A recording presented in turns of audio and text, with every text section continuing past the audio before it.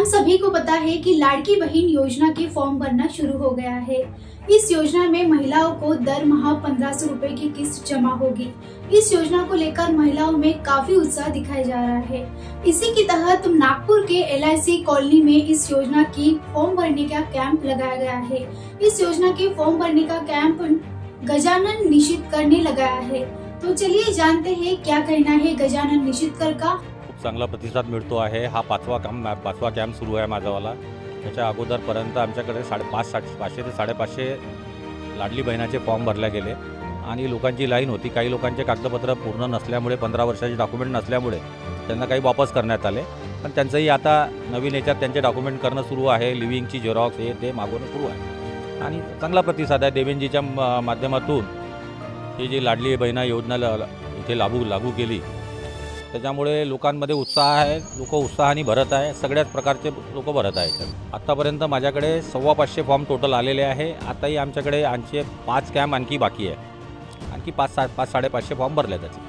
तो यह थे हमारे साथ गजानन निशितकर, जिन्होंने हमें बताया है कि इस कैंप में अब तक महिलाओं ने कितने फॉर्म भरे हैं। इसी के साथ हम कुछ महिलाओं की भी प्रतिक्रिया जान लेते हैं। अच्छी योजना है, महिलाओं के लिए अच्छा सोच है उसमें कि महिला जो पैसे मिलेंगे लेडीज़ लोगों को उसमें वो क्या कर सकती है क्या नहीं कर सकती, वो किस चीज़ में यूज़ करती है। अब महिलाओं के लिए तो अच्छा फ़ायदा है। बेचारी जो बेरोज़गार है, जिनको रोज़गार नहीं है, उनके लिए वो 1500 रुपये मायने रखते हैं। वो अपना धीरे धीरे जो है उसमें से जो शुरू कर सकती है।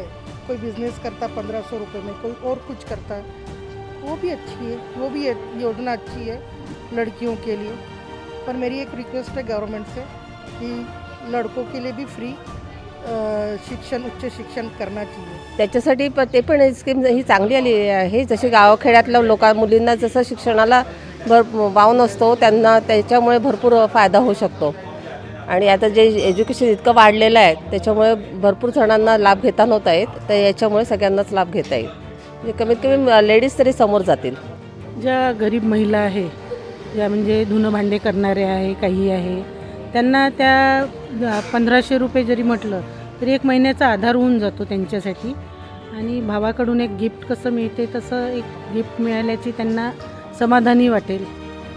माननीय श्री देवेंद्रजी फडणवीस, माननीय श्री एकनाथजी शिंदे आणि अजितदादा पवार या त्रयींनी जी ही योजना सुरू केलेली आहे, ही महाराष्ट्राच्या तमाम महिलांसाठी खरोखरच एक चांगली योजना आहे।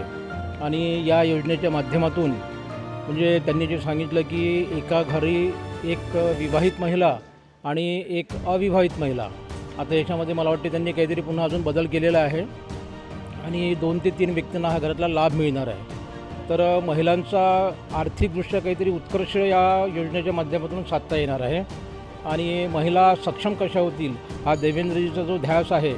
आणि फक्त कार्य करायचं आपल्याला, आपल्या माता भगिनींना आपण कसं एक उच्च दर्जाचे एक लेवलपर्यंत त्यांना पोहोचू शकतो यासाठी विविध प्रकारच्या महिलांच्या योजना त्यांनी सादर केलेल्या आहेत। त्याचप्रमाणे मुलींसाठी शिक्षणाची एक त्यांनी योजना केलेली आहे की सर्व मुलींना 10वी नंतर हे मोफत शिक्षण द्यायचं आहे।